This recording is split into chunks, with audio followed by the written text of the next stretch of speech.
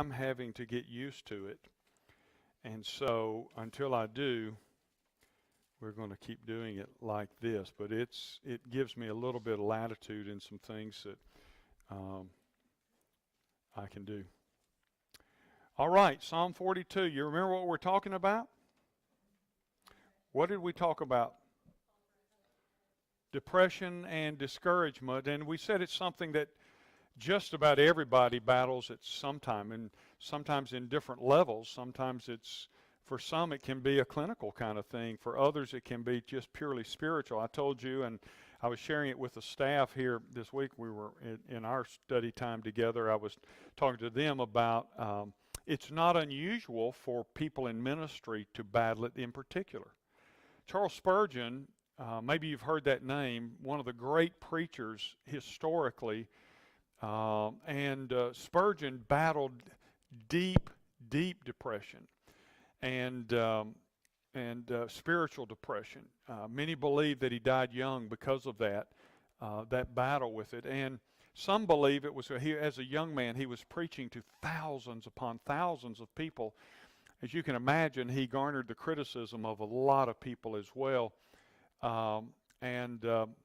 But at any rate, there was an incident that happened at the Metropolitan Tabernacle where he preached.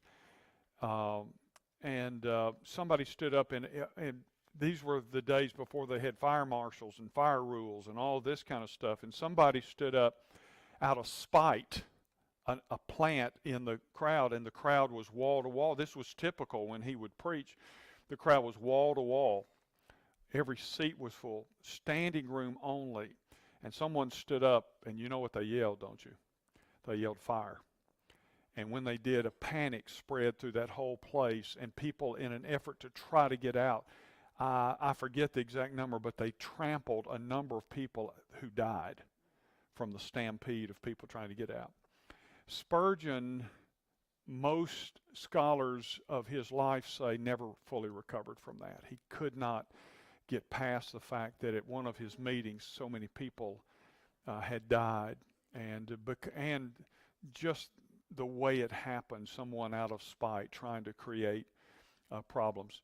But he battled depression. He wrote a book that I've given to young ministers through the years called Lectures to My Students. And I said, if for no other reason, it's a thick book. It's about like this. But there's one chapter in there, and I tell these young guys, if for no other reason you read this book, you need this particular chapter. It's called The Minister's Fainting Fits. Sounds like somebody from England would say, right? The Minister's Fainting Fits. And it's really a whole lengthy chapter on discouragement and depression. And he knew what he was writing about. There's been whole books written just about his battle with depression. I read one of those over my sabbatical in July. Intriguing. And I had to finally put it down. I was getting depressed reading about his depression. But at any rate, there aren't too many people in this world that haven't battled some kind of despair. Would you agree with that? Discouragement and sometimes just full-blown dark depression. I talked with a man in counseling recently, and he said the past 3 years of my life have been dark years because of depression. And people that have battled that kind of depression know what that means when they say dark. I told you last week, I think it was St. John the Divine called it his dark night of soul. And so at any rate, probably because our bodies are broken, at some point in time you're going to be discouraged. I hope you're not tonight, but you may be discouraged. You may be depressed. You may be coming out of some discouragement, going into some discouragement. But I hope what we're talking about will give you some help. And so I want to give you another. You see, I put another passage up there, 1 Kings 19. Does anybody know what that passage relates to? One of the great prophets of all history. His name was Elijah. Elijah. And did you know Elijah battled depression?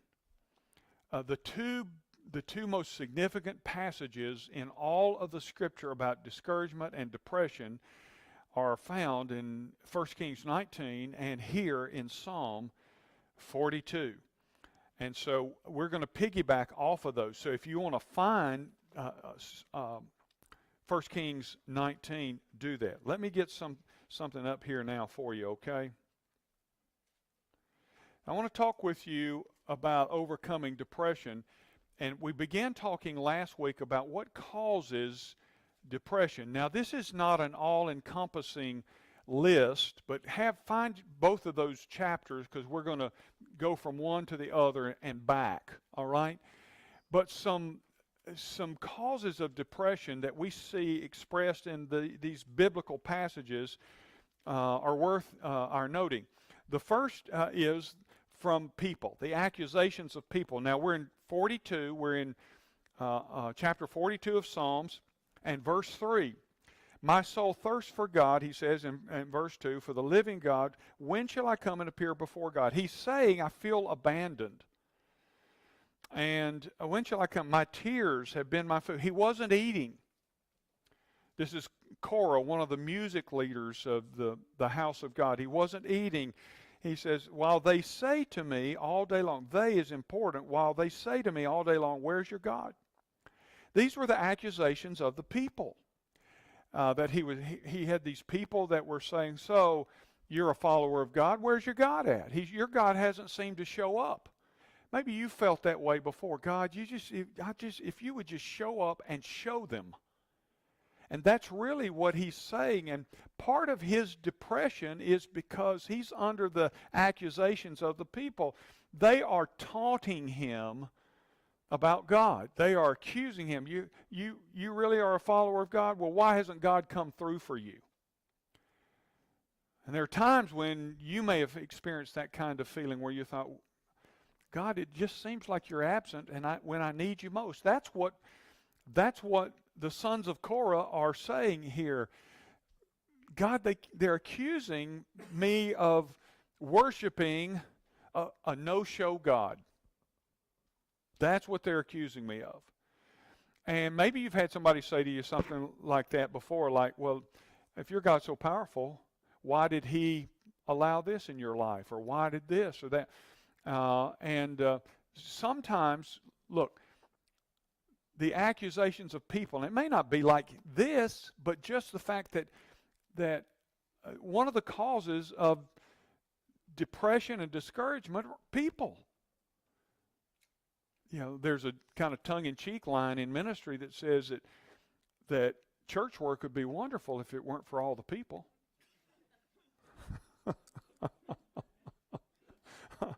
You get it? But you know, that's kind of true in every role, isn't it? Every role sooner or later gets back to people. Relating to people, dealing with people, putting up with people, you know. And so, since we live among people, we're going to be misrepresented. We're going to be accused sometimes unfairly, unjustly. We're going to have to deal with people, right? So people are a significant reason that we can get discouraged. Now, the other side is true too. People can be great encouragers when we are discouraged, right? I say this, that ought to be our ambition. We ought to be the charter members of the Royal Club of the Encouragers of America. And you know what you've noticed is that even if you're down, if you connect with somebody else and encourage them, it lifts you. Isn't that a strange kind of thing, how that works? That when you encourage someone, you become encouraged. And you may be down, you may be depressed, but you connect with someone and you bring encouragement to them, it will often lift your spirits as well. So the other side is true, that even though people may be one of the major sources of discouragement, we can also be major sources of encouragement, right? All right. The other is, that didn't show up, did it? I don't know why that didn't show up. I'm just going to tell you what they are then. I don't know why that didn't come. Let's try it again. There it is. Accusations of people, the attack of the enemy, and or enemies. All right, look at verse 10 in this same chapter. He continues this, and there's some positive things that we're going to come back and look at when we talk about the cure. But verse 10, he says, as a deadly wound in my bones, my adversaries taunt me. While they say to me, here it is, same thing, all day long, where's your God? Now, look, he said, it's like somebody has attacked me. It's like they have taken a sword to me. And he said, all day long this is going on. All day long. He said, a deadly wound in my bones. Do you know that discouragement and depression can take a physical toll on you? And that's what he affirms, doesn't he? I mean, it can affect you emotionally. I heard stress. Yeah. Stress can depress. And so your enemies can use stress in your life to beat you down or be the source, as we said. People can be the source of that. But the psalmist here says, man, it was like a deadly wound to my bones. In other words, there were repercussions. Physically, there are repercussions. And why would the devil want to beat you up? Why would the adversary want to beat you up physically as well? You have any idea? Okay, all right, to discourage you from glorifying God. What else? Somebody else said something? Yeah, to beat you, to put you in such a dark place that you can't make much of a difference, right? You get a place where you're trying to survive. And it's hard to be a servant or a minister to someone else when you're in such a dark place. Physically, sometimes. Physically. Emotionally, when you get there. Mentally. All of those things. And so the devil attacks us or uses enemies to attack us, to break us down, to have to deal with, try to physically or emotionally survive. And so this is a bit of what's going on here. There's the accusations of the people, there's the attack of the enemy, and then third, fearfulness. Now, go over to 1 Kings 19.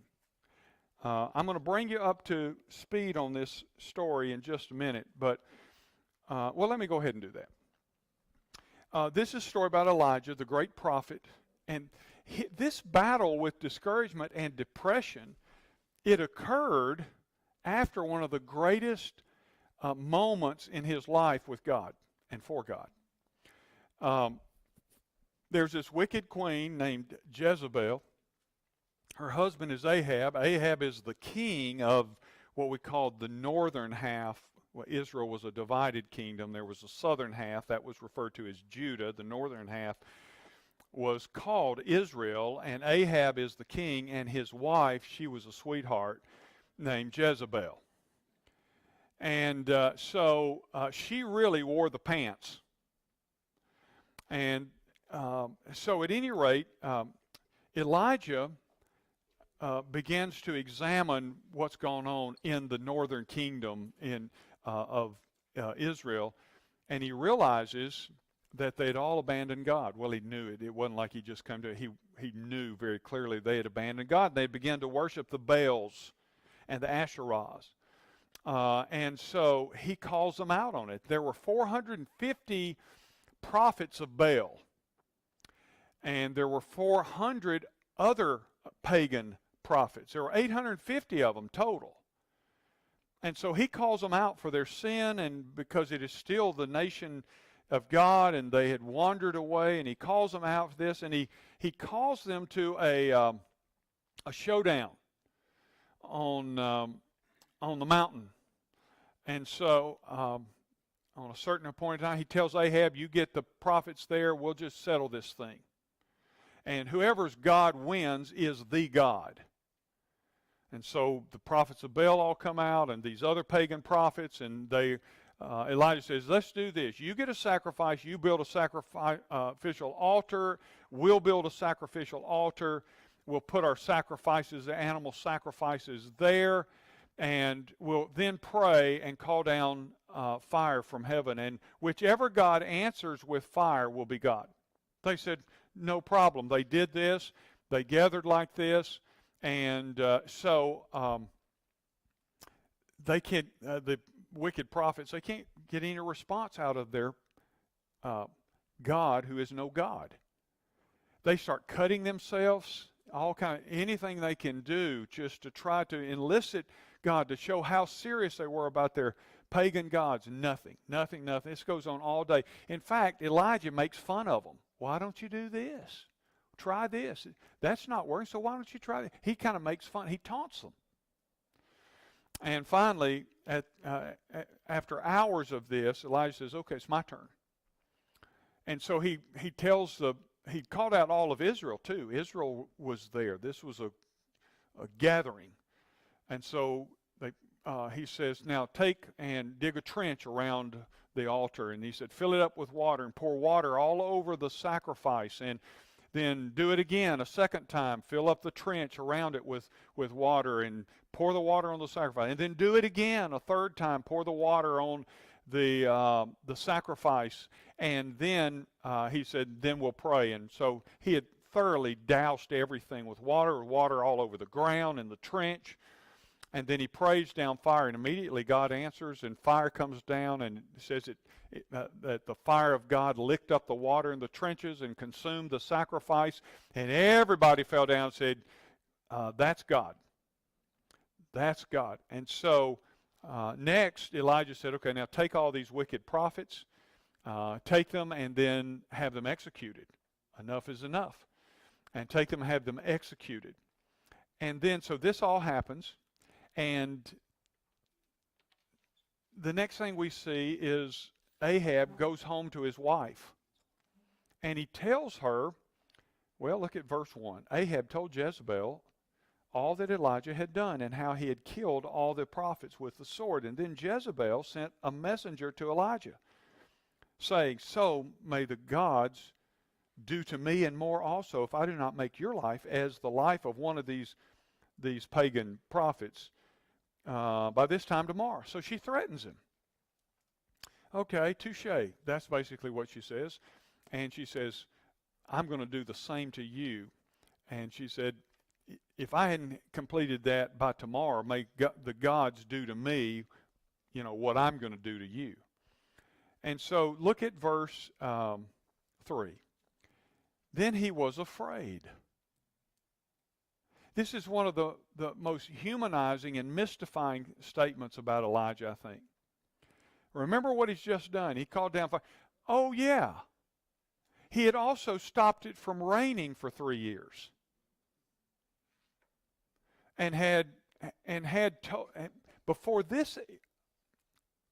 Before Jezebel threatens him, he had prayed to release the rain. And God had let the rain flow. They hadn't had rain, kind of like us, except much longer. And so now we find him, he gets this message after those two things. He gets this message and says, I'm going to kill you. And so he is afraid. He becomes fearful. And look what it says he did. And he rose and he ran for his life and came to Beersheba, which belongs to Judah. That's the southern kingdom. And he left his servant there. He had a servant with him. He went from the northern kingdom to the southern kingdom. By the way, the estimations are that he ran about 50 miles. And so what would you think on the backside of that? He's probably a little bit tired. Not only is he afraid, he's fearful, but guess what? He's fatigued, right?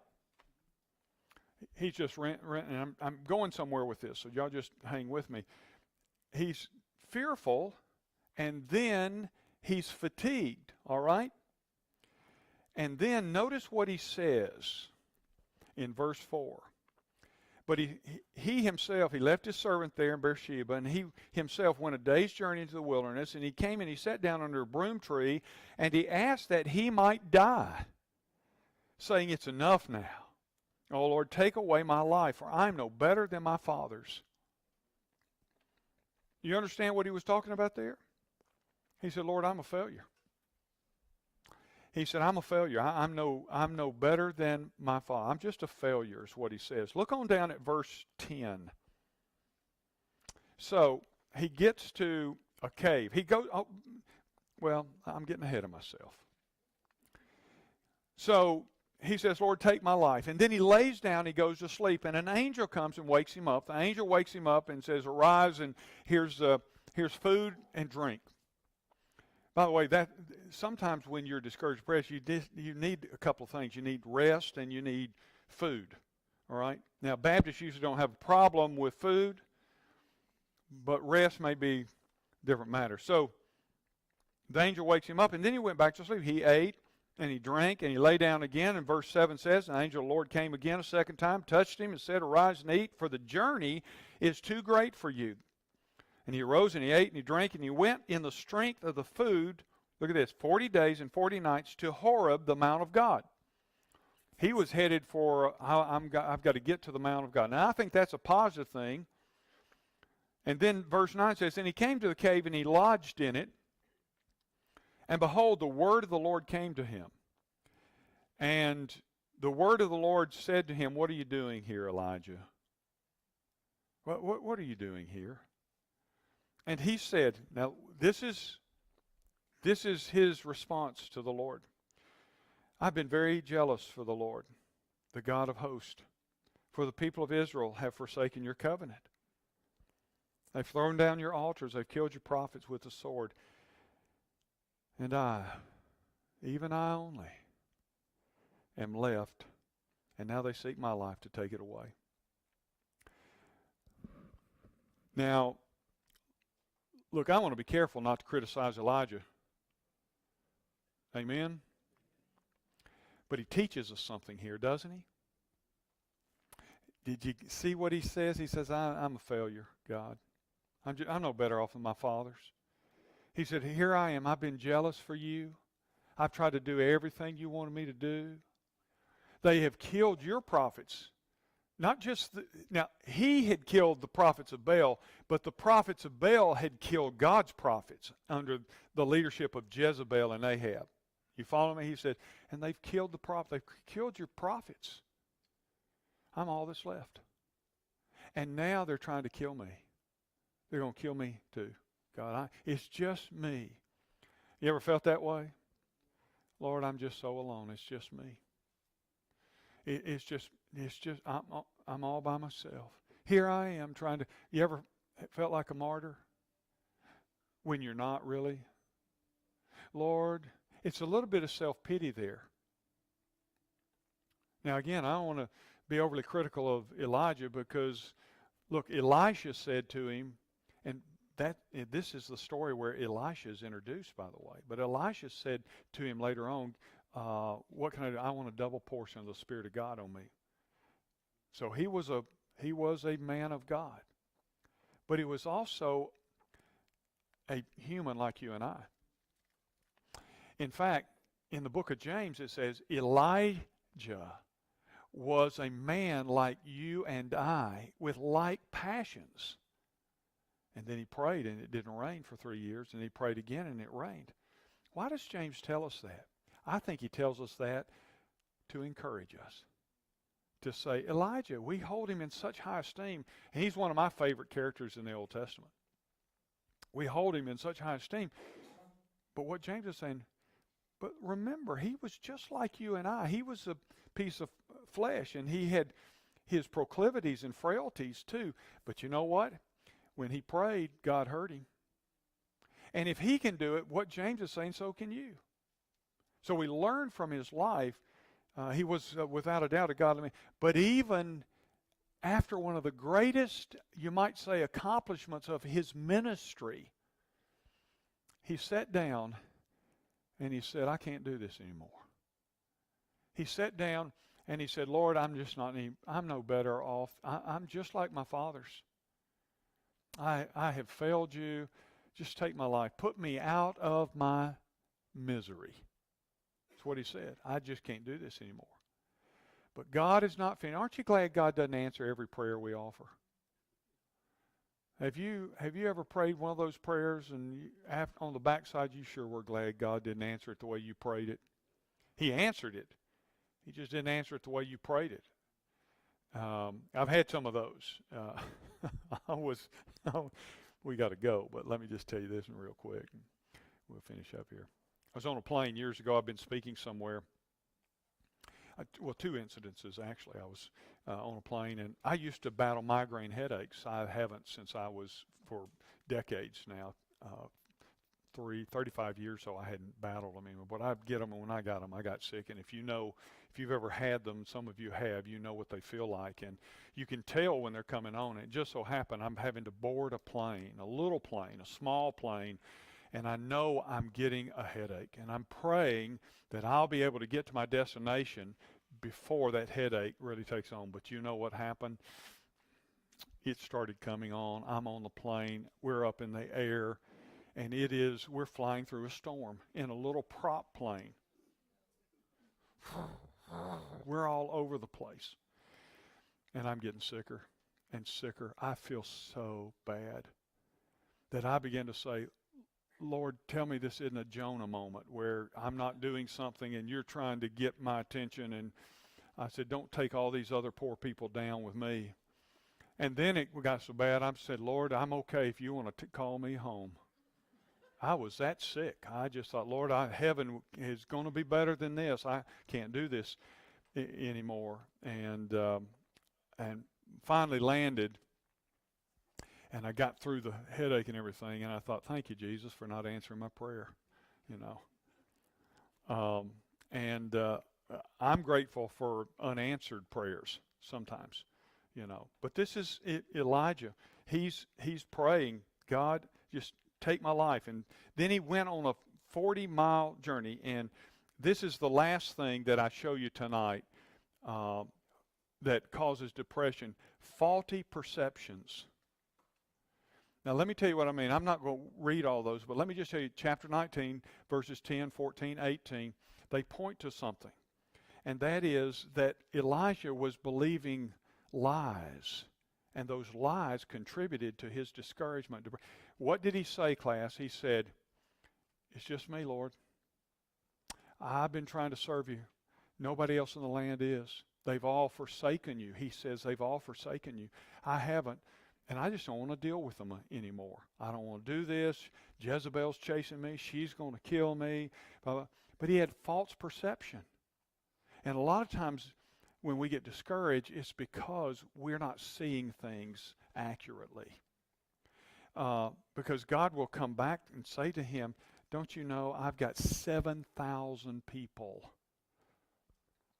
not too terribly far away, and none of them have bent their knee to Baal.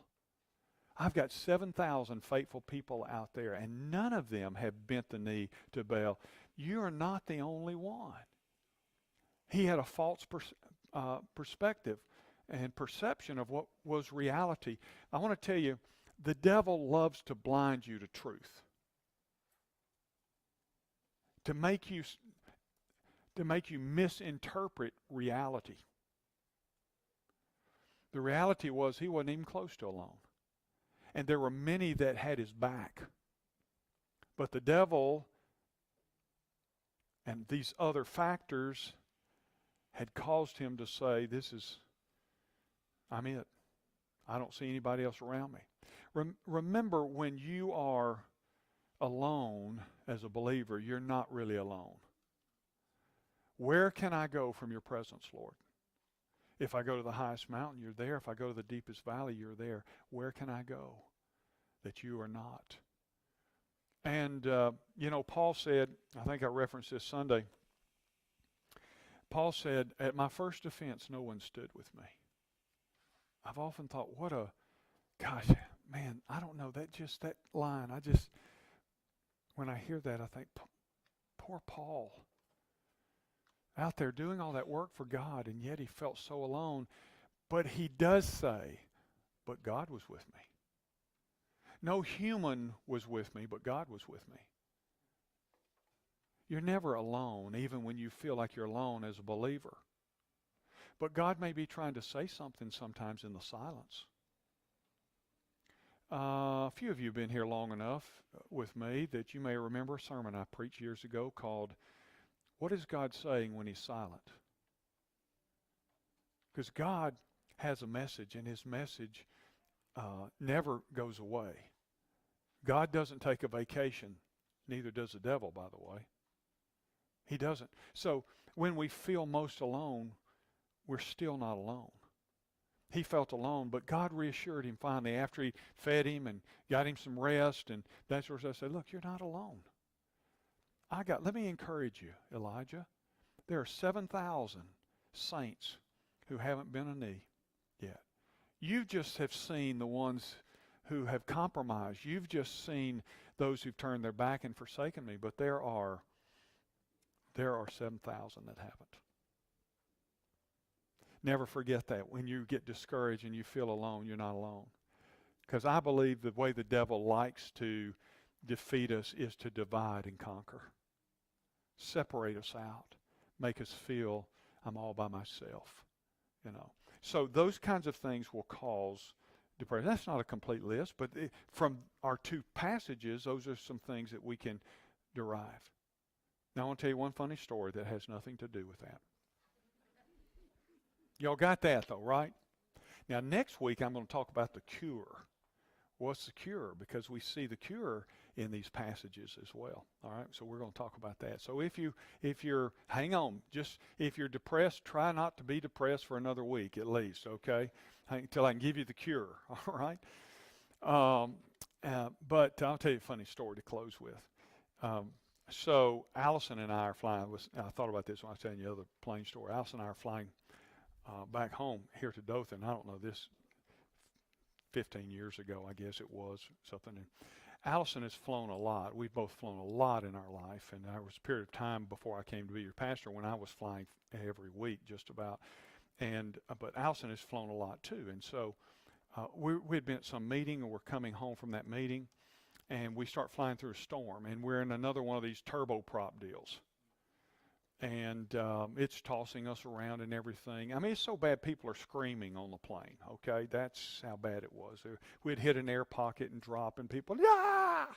And Allison already, she's flown a lot, but she doesn't like to fly. And so she would put a death grip in my arm. Every time the plane would drop or flop or something, she'd clamp down with her nails into my arm. I probably still have scars. And she would grab hold of me, and finally we hit a big old air pocket, and we just dropped. And people just, one man threw his book up in the air. And she turns to me, and she says, Ray, do something. I said, what do you want me to do? And she said, I don't know, but you're a preacher. Do something. And so I stood up and took an offering. That really did. I didn't do that, but the other part really did happen. I said, babe, there's nothing, there's nothing I can do, and nobody wants to hear a sermon from me right now. So, get it right. Is anybody here tonight, you're not sure if you died, you'd go to heaven? You'd like to make sure of that? Anybody? Anybody here say, I know I'm going to heaven, but I need church home, and I'd like to become a part of Ridgecrest family? All right. Now, as you exit the